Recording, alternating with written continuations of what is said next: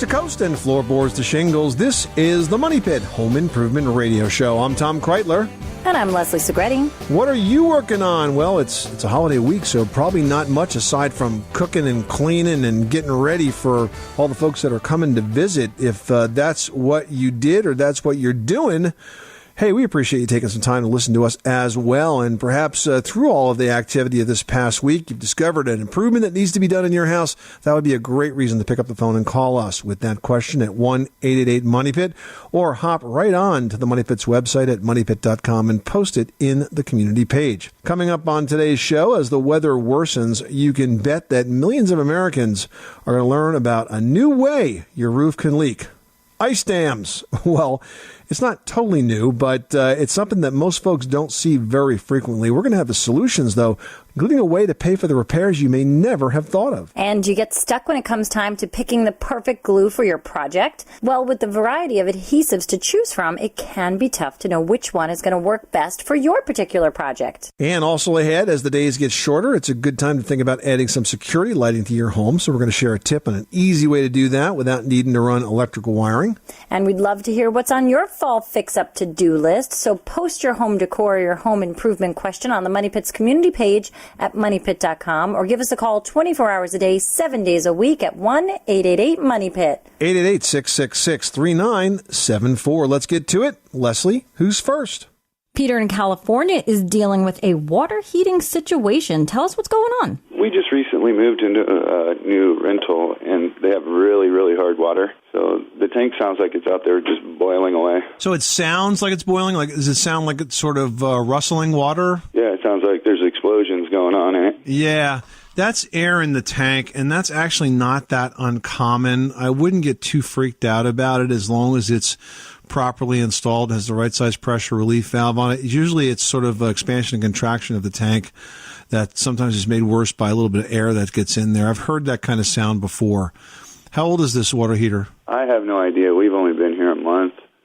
And other people in our cul-de-sac have the same problem, and they say it's from the calcium, the sediment buildup in it. Yeah, well, that's actually possible. So, I mean, one of the things you can do is you could drain some water off the bottom of it. You'd have to hook up a garden hose to it. You have to turn it off and wait an hour or two for it to cool off, and then you can drain some water off the bottom. That tends sometimes to rinse out any of the mineral salt deposits that are built up at the bottom. Okay, because I was going to give that a go. I was just wondering if that was one step to go with. You could try it, but it's usually pretty harmless, okay? I appreciate that. All right. Thank you so much. You're welcome. Good luck with that project. Thanks so much for calling us at 888-MONEYPIT. Now we've got Stephanie in Colorado on the line who's installing some French doors. How can we help you? My husband and I have sliding doors in our bedroom that go outside, and we have French doors that we have. They're all ready to put in. They're framed, and I was just calling to see if you had any advice about putting them in. Well, I mean, let's presume that the French doors and the sliding doors are going to fit in the same opening to start with. Is that correct? The French doors are a little taller. Ah, that's a problem. Just about an inch. Yeah, that's a tough inch to pick up, when it's in the height like that. The thing is, you're going to have to figure out if you have enough room to get those French doors in, Stephanie, without having to cut or modify the header that's going to be above the sliding door.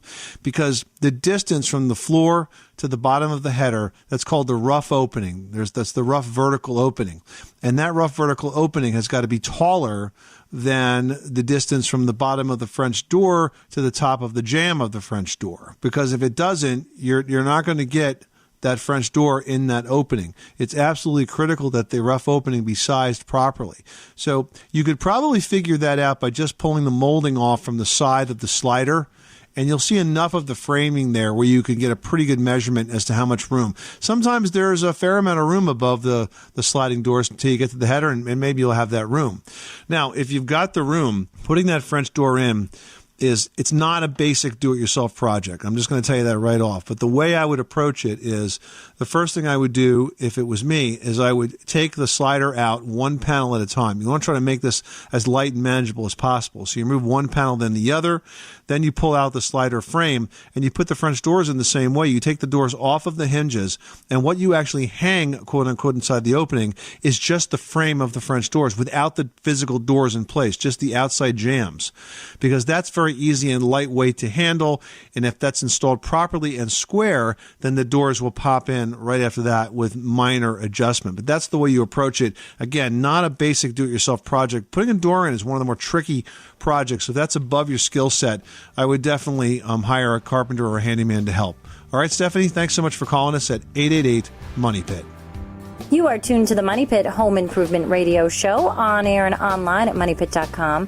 Give us a call with your home repair or your home improvement question 24 hours a day, 7 days a week at 1-888-MONEY-PIT.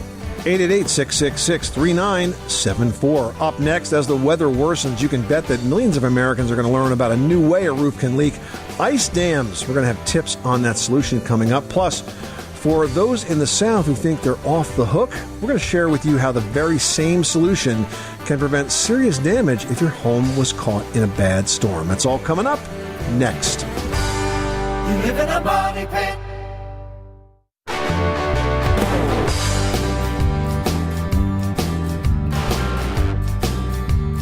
Money pit. The Money Pit is brought to you by ADT. Home isn't just a place, it's a feeling. The feeling that you're safe to enjoy the things that matter most. ADT lets you take that feeling with you. Learn more at ADT.com. ADT. Home safe home. Making good homes better. This is the Money Pit Home Improvement Radio Show. I'm Tom Kreitler. And I'm Leslie Segretti. Hey, you trying to fix up your money pit? Well, we are too. Let us help. Call in your home improvement question right now to 1-888-MONEY-PIT. And Leslie, you were working on a pilot recently for a new design show and came up with a really cool idea to make a light fixture for a kid's room. Tell us about it. Yeah, I'm working on this new kids design show pilot, which is going to be very exciting, and I think a lot of people are going to like it, so hopefully we go to series. But what's interesting is I find that a lot of homes don't have a receptacle in the ceiling where you can put a light fixture without, a ton of electrical work and bringing in a ton of pros to make that happen. So, you search online and you can find some really beautiful plug-in light fixtures. They already come with the plug on the end. You're not rewiring anything or adding anything different. And I found some super cute little crystal chandeliers that were, maybe 15 inches tall, and they had a plug at the end to just plug into your basic wall outlet. And what my partner Chris on the show and I did was we built these cool little cloud shapes out of wiggle board and some wood to create like a 3-inch deep tray. What's wiggle board? So wiggle board is a plywood that's very thin, about 1/4 of an inch, and it's put with the grain going in all the same directions so that you can bend it. Ah, okay. So you get the majority of it with the grain in one direction and the top layer with the grain in the other direction. So it's almost like an engineered hardwood, but instead it creates it so the whole sheet of ply goes like wah, wah, wah, wah, and you can cut it and bend it around. Hence the wiggle board. Yeah, and you can find it, you can find it at a lot of home centers, and it's not as expensive as you would think, but it allows you to create cool shapes with things that you couldn't normally out of wood. So we built these little 3-inch deep clouds that we ran all of the electrical cords through with one little power strip, and then we had one cord coming down and we plugged it into the wall, and we had these 3 beautiful crystal chandeliers in this little girl's room that she could control and turn on and have all this beautiful lighting. So all hope is not lost if you don't have a ceiling fixture. That's a really cool idea. And I mean, what kid's room has 3 ceiling chandeliers in it now? This so that's young a really lady. Neat idea. So that's just an easy example of the kinds of creativity you have to tap into here on this show, folks. So if you got a home improvement or a decor question, give us a call right now. We'd love to talk with you. The number again is 1-888-MONEY-PIT. Ray in North Carolina is on the floor. You sound like me. Sorry, Ray. I'm reading what your question's about, and I introduce you as Ray's calling in from the floor. No, we've got Ray from North Carolina on the phone who's got a crack in the garage floor. Tell us what's going on there. Unbelievable. We've had a very small, not unbelievable, but had a very small crack since we moved in, which is back in 1996, and it never really moved. And we had a little earthquake here. I don't know if you heard about it, but it was a small little earthquake, the one that affected the Washington Monument and all that. Yeah. It did drag down here. But anyway, I don't know if it's really related to that or not. But there's been no cars in the garage because I've got too much junk, unfortunately. Join the club. Now the crack is now about 1/4 of an inch to, in a couple of spots, almost 1/2 inch wide. And it goes from one end to the other. We're talking about like 17 feet. I don't know what to do. Well, first of all, the concrete floor is not structural in the sense that it's not helping to hold up the building in most cases. Well, and essentially it's right over dirt. Right. Yeah, think of it as a very stiff type of flooring, because that's basically what it is. Okay. Now, to fix that crack, you're never going to make it go away, but what you can do is seal it, and when you seal it, you stop moisture from getting in there, water that runs off the car, for example, in the wintertime, that could freeze and cause it to move more quickly. So there's a couple of products out there that will do this. I would take a look at a very basic and effective product called Quickcrete Concrete Repair. Basically, it's a crack sealer that's in a tube, like a caulking tube, and you cut the tip off. You try to keep it to about 1/8 of an inch. If it's a 1/4 inch crack, you can fill that crack from one end to the other, let it dry, and then you could put a concrete floor paint on top of that. And so that will make it very difficult for you to see, especially if you paint the floor and you use one of the products that has sort of a color chip in it, gives it a little bit of a pattern, and it makes it hard to see. It's not quite as obvious. So I would simply fill it, paint it, and call it a day. Very good. Yeah, it actually is painted now. And let me ask you this. The only other problem I've had in the past, real quickly, is that when I have tried to fill it, if I wait too long, it's too high. And obviously, it's very hard to sand down flat or level. Is this a self-leveling product? Can I just grind it down with a grinder? Well, it's not going to be stiff like concrete. It's a sealer. Okay, I mean it's a repair product. It's not like hard like concrete. But you basically want to put it in so it's just below the surface. Now, a little trick of the trade is if you have a really deep crack, you can sort of stuff the crack first with a backer rod or some other type of product like that, so that the repair material stays up towards the surface. Okay. They have another product called a self-leveling polyurethane sealant, and with that, it will definitely flow nice and even. Excellent. Well, I appreciate your help very much, and I enjoy your show. You're very welcome. Thanks so much for calling us at 888-MONEY-PIT. Well, it's not officially winter yet, but I bet there's snow somewhere out there today. And when it comes, it's likely to bring along a new way for your roof to leak. Yay! Isn't that amazing? All these winter adventures. We're talking about ice dams. Well, it's not really new, but frequently the first time folks learn about this when it happens to them. So it's new for them. Yeah, absolutely. And here's how it happens.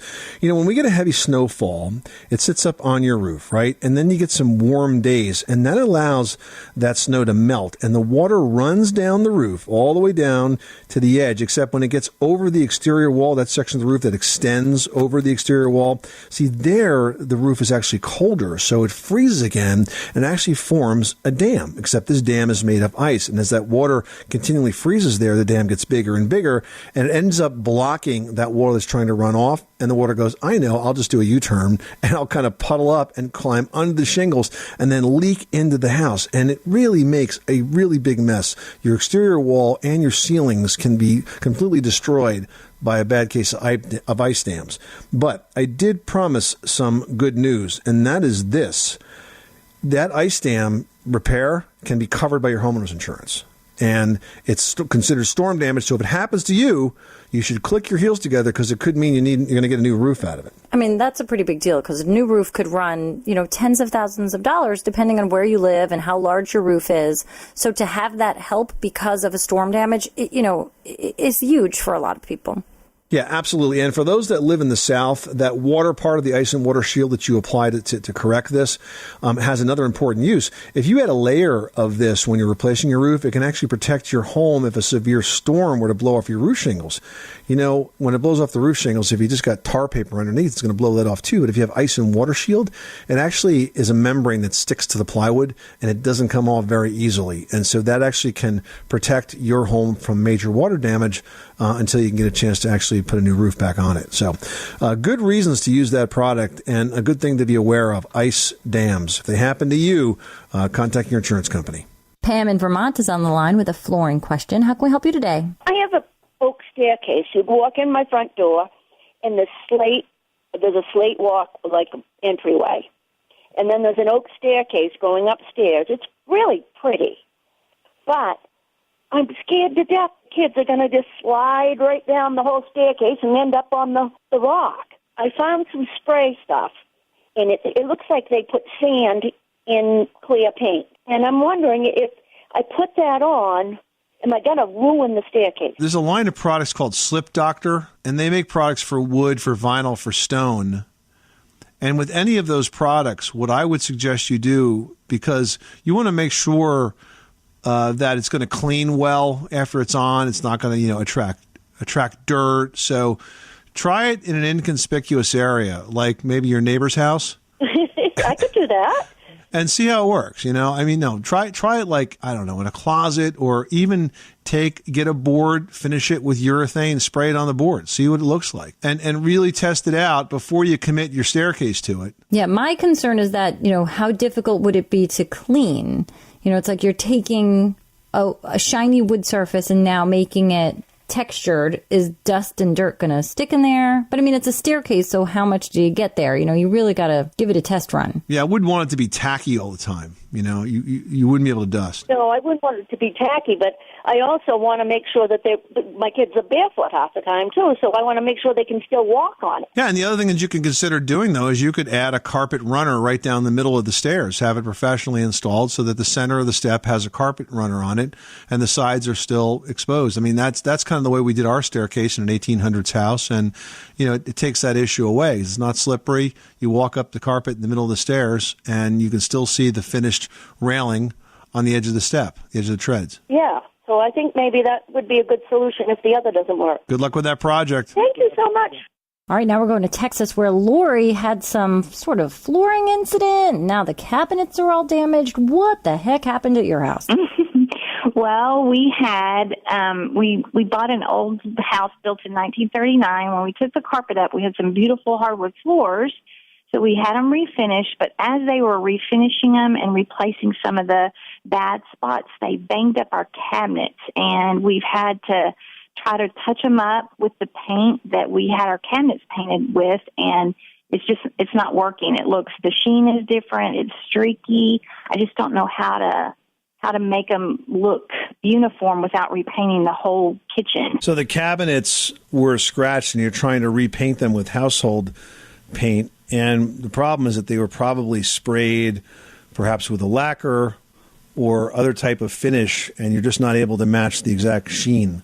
And we actually have the exact paint that they used, and my husband, touched them up, and it just isn't working. So we didn't know if there was if we needed to sand them again. Why is it not working? Well, the sheen, it's shinier, it's streaked. So I don't know if it was the brush or what. The paint's probably a year and a half old. That's the thing. When you've got paint sitting around for a while, you can't just pick it up and use like a stir stick and then go for it. You really should bring it back to the paint center and have them throw it in the tumbler. Yeah, and also, as you go ahead and refinish these damaged areas, you want to kind of fill it in from the inside out. Like, don't try to paint over the whole thing. Be very strategic and use a small brush and just get it into the scratched areas. And don't try to overpaint the areas that are not scratched. All right. We'll try that. It's kind of like the same procedure as touching up a car as a way, in the same way. You sort of fill in the scratch rather than overpaint the whole thing. Because if you do, it's going to lay over the factory finish and look more like a patch than you want it to. Right. And I think that is kind of what's happening. So, okay. We'll try those things and see if that helps. All right, thanks so much for calling the Money Pit. Just ahead, if you've got a project to tackle that includes glue, it really can be tough to know which type will work best for the job at hand. We're going to outline the options after this. On the Money Pit Radio Show, pick up the telephone, fix up your home sweet home by calling 888 Money Pit.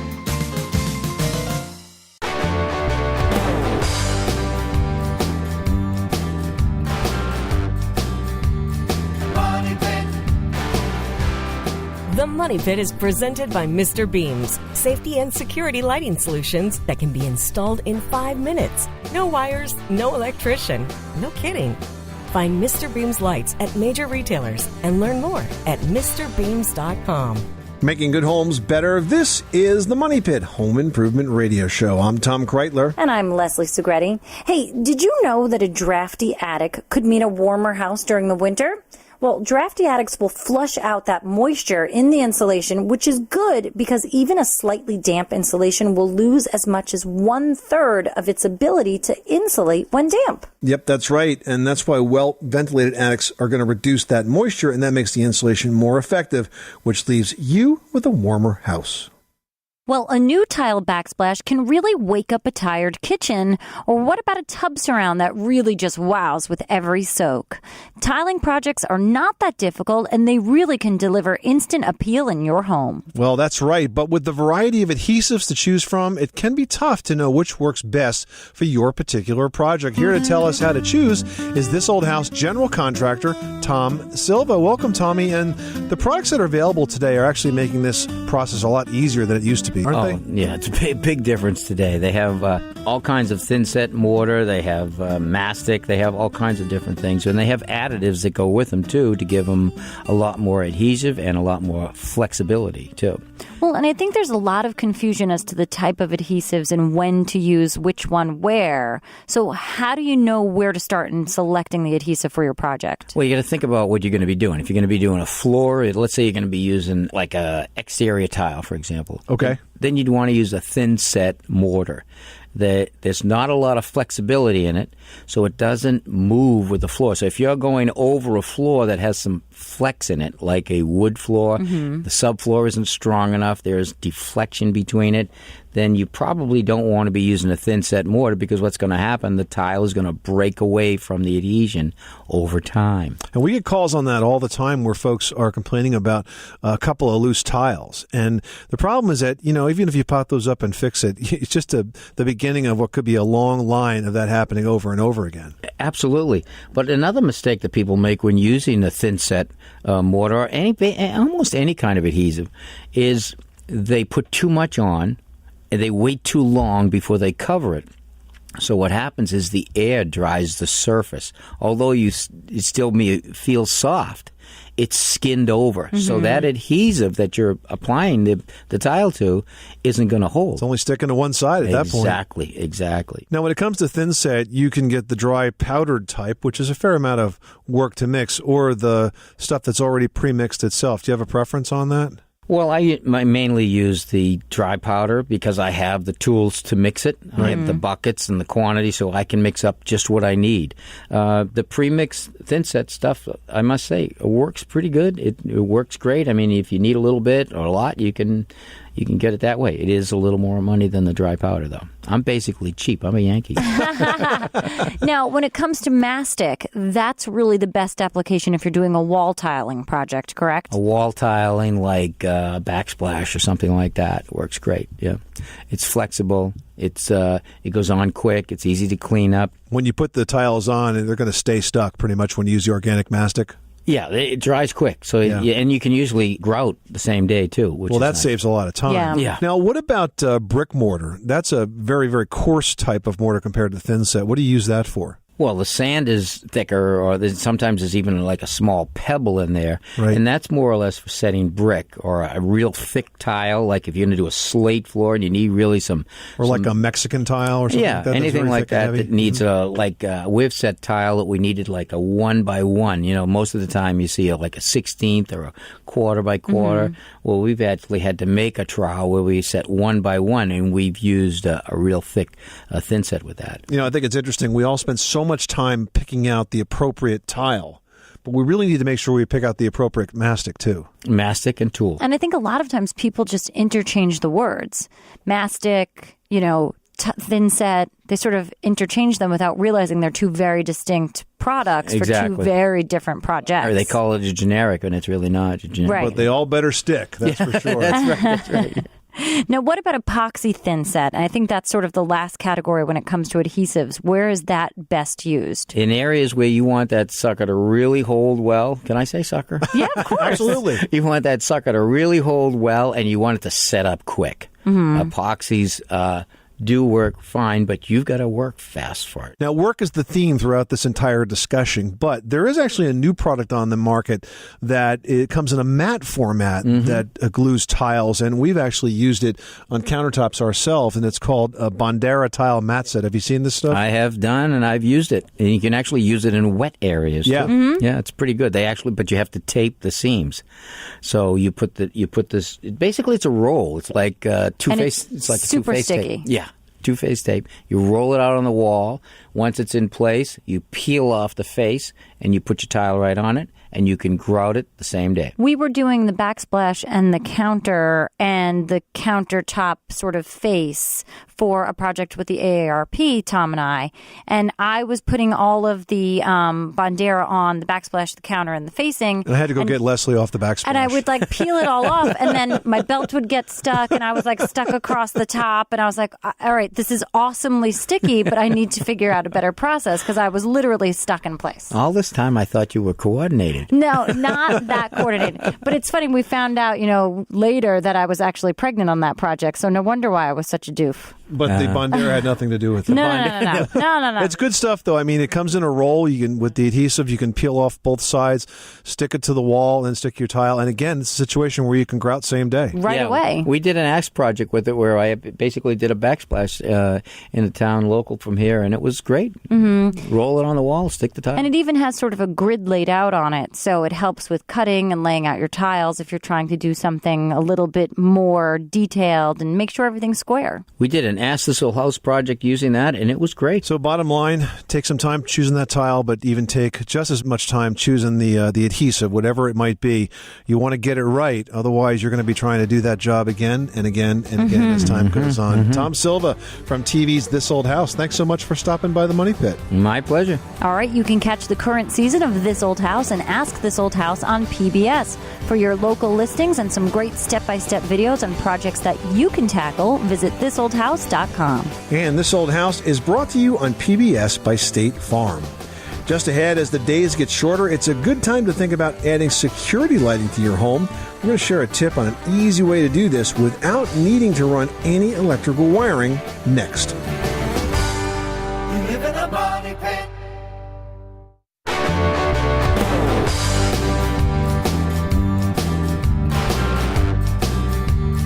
Money pit. Making good homes better. This is the Money Pit Home Improvement Radio Show. I'm Tom Kreitler. And I'm Leslie Segretti. So glad you could be with us on this busy holiday week. If you've got a question about a project you'd like to tackle in your home, give us a call right now at 1-888-MONEY-PIT. And hey, you can also listen to this program by podcast. The podcast is available at iTunes and many, many other podcast providers. We would love for you to download the podcast and not miss a single episode. And the cool thing about doing that is, we give away a lot of good stuff on the show. And it doesn't matter when you hear the show, whether it is during the weekend or during the week, you always have an opportunity to qualify because we take everyone that called into the show over the week, throw them all into the Money Pit hard hat, and draw some winners out of that entire group of listeners. So download the podcast at moneypit.com or at your favorite podcast source. Mike and I was on the line with an insulation question. What can we do for you today? I'm looking to put some fiberglass insulation up in my attic. I have access to some 6-inch that's faced on one side and it has foil on the other. Could I lay that down in my attic without having any problems? You already have existing insulation there, right, Mike? Yeah, I got 10 inches in my ceilings. The answer is no, and here's why. The foil face is a vapor barrier. And if you put a vapor barrier in there, you're going to trap moisture. Now, a very common scenario is people put that up in the attic. They leave the vapor barrier facing up, but that's actually wrong. The only place the vapor barrier belongs is against the heated space, which would be under the 10 inches of insulation you already have there. So the foil face is not a good thing. Now, I will say that if you really want to be frugal about this, you could probably pull that foil off and lay the unfaced bat perpendicular to what you have right now. It'll be a bit of a messy job because it sounds like it's older insulation, so you're going to have to protect yourself with dust masks and safety glasses, long sleeves, and all of that. I don't care to do that. But right now in my attic, at one time I had a flat roof. And right now I've got rolled rolled shingling up on my attic floor. That's probably acting as a vapor barrier, I would guess, today. It probably is, yeah, because it would stop humidity from getting through it. The problem is that it traps it in the insulation, and when it does that, the insulation doesn't work well. Insulation that's damp does not insulate, so that humidity is working against you. I have wood heat, and it takes a lot of moisture out of the house. That's probably in my favor, I would guess. I would think so. Now, you want to preserve that wood floor? You want to use all of that wood floor space? I'd like to use as much as possible, yes. Well, why don't you do this? Kind of a way to kind of have your cake and eat it too is to carve out an area in the center of the attic that you reserve basically just for storage.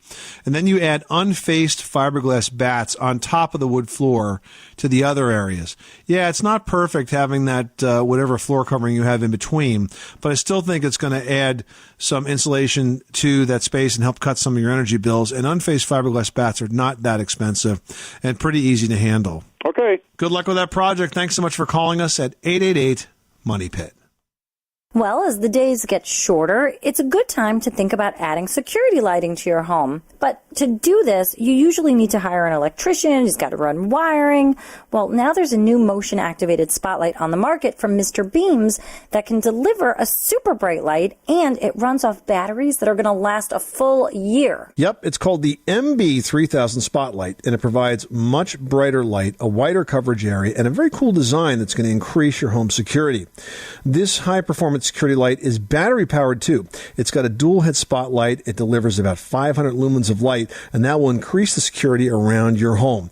The heads are easy to adjust. They allow you to customize your coverage area. You get to light very large areas around the corners, etc. Really a nice design that throws a lot of light around your yard without having to run any wiring. Yeah, that really has to be the coolest part, which is its battery power. So there's really no need to hire an electrician because it's totally wireless, and you can install this yourself in just a few minutes. Now, each set of alkaline batteries provides about a year of light when you use it on average about 8 to 10 activations per day. Yep, and because it's wireless, you can install it not only on your home to cover porches or walks or driveways, but even on a backyard shed for added security.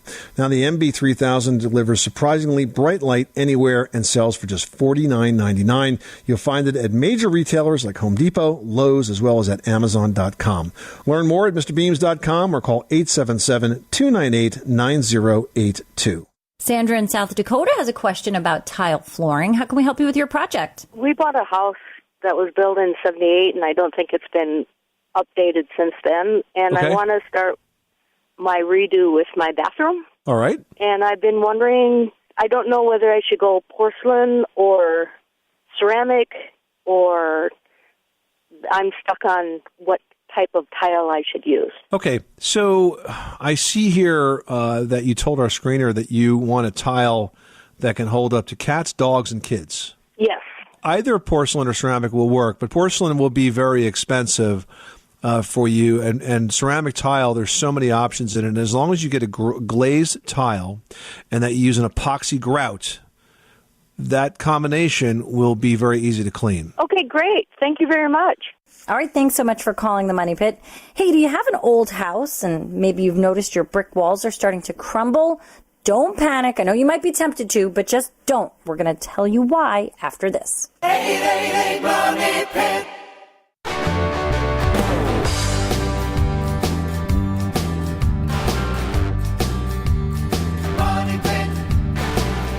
Today's Money Pit is presented by Icynene Spray Foam Insulation, an effective one-step insulation product that insulates, air seals, and reduces drafts that can save as much as 40% on your heating and cooling bills. Learn more about Icynene Spray Foam Insulation today by visiting icynene.com. Where home solutions live, welcome back to the Money Pit Home Improvement Radio Show on this beautiful holiday weekend. I'm Tom Kreitler. And I'm Leslie Segretti. Give us a call right now at 1-888-MONEY-PIT with your home improvement question or post it to the Money Pit's community page at moneypit.com. And that's what Darren did in Rhode Island. Now, Darren writes, my brick house is 40 years old, and I'm noticing that some mortar between the bricks on the south side of the building are disintegrating, and some bricks are cracked or broken in half. What do I need to do to fix this problem? Now, does this sound like a bigger problem than it actually is? Maybe, maybe not. I mean, look, there's not a brick house out there that doesn't have some cracked bricks, and mortar in a 40-year-old house is disintegrating is also, pretty much wear and tear. The first thing that I would do is if I was looking at this house, like say through the eyes of a home inspector, is I would try to figure out why the south side is where this mortar is washing out. Very often, what I used to find, Leslie, is that first couple of feet of brickwork from the grade on up tends to lose more mortar than higher up on the walls. And the reason is because you get rain that splashes up from the ground, right? It hits the ground, it bounces up on the wall. So that area stays a lot wetter typically than the rest of the wall, and that can add to the deterioration of the mortar. So I would try to figure out why you're losing mortar and where you're losing mortar and see if there's a reason for it. But in terms of restoring it, it's pretty much a standard maintenance project, Darren, with brick mortar that deteriorates like that. What you want to do is you want to scrape out anything that's old and loose, and then you want to repoint it, and that's the process of troweling in new mortar. Now, if you have a lot to do, you'd have to mix up some mortar, but if you just got a little bit to do, Quikrete actually makes a product that's called Mortar Repair, and I like it because it comes in a caulk tube. I mean, it doesn't get any easier to use than that, and it blends nicely. You just want to remove that loose mortar and apply the product. It's sized perfectly for that mortar joint, so it's the kind of thing that if you don't do repointing every day, you can easily get pretty sloppy with it, but this Quikrete Mortar Repair product in a caulk tube makes it super easy to apply. All right, that makes a pro out of you. And I mean, you're going to feel so much better knowing that that's all taken care of. All right, next up, we've got a post here from Ronnie in Greenville, South Carolina, who writes, the electrical wall sockets in all 3 bathrooms have quit working. There's no tripped circuit breakers in the circuit box. How can I identify this problem, and how do we repair it? You know the answer to this one, Leslie. It's 4 letters. Yeah, GFCI. That's right. But the question is, where? Where? Yeah. Okay. So GFCI stands for ground fault circuit interrupter, and these bathroom outlets are all going to be on the same GFCI circuit. But unlike a regular circuit that has one circuit breaker, the GFCI is a circuit breaker in and of itself, and it can serve these multiple outlets. And I'll tell you where the electricians love to hide it. And I don't know why this is, but I guess somebody did this once and everybody followed it. That bathroom ground fault, I bet you it's in the garage. It's usually on a wall of the garage, probably buried by stuff you've been storing there for years.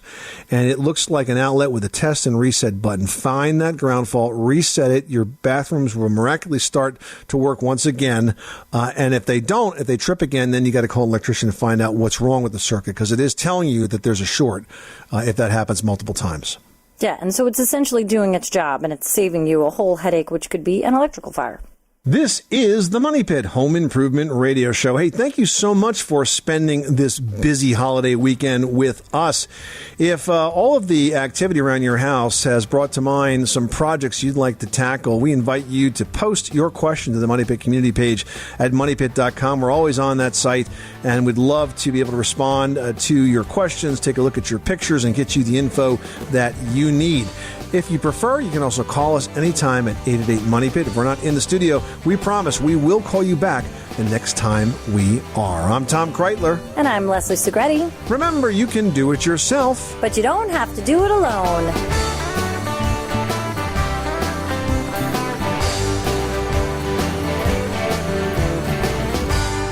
You live in a money pit.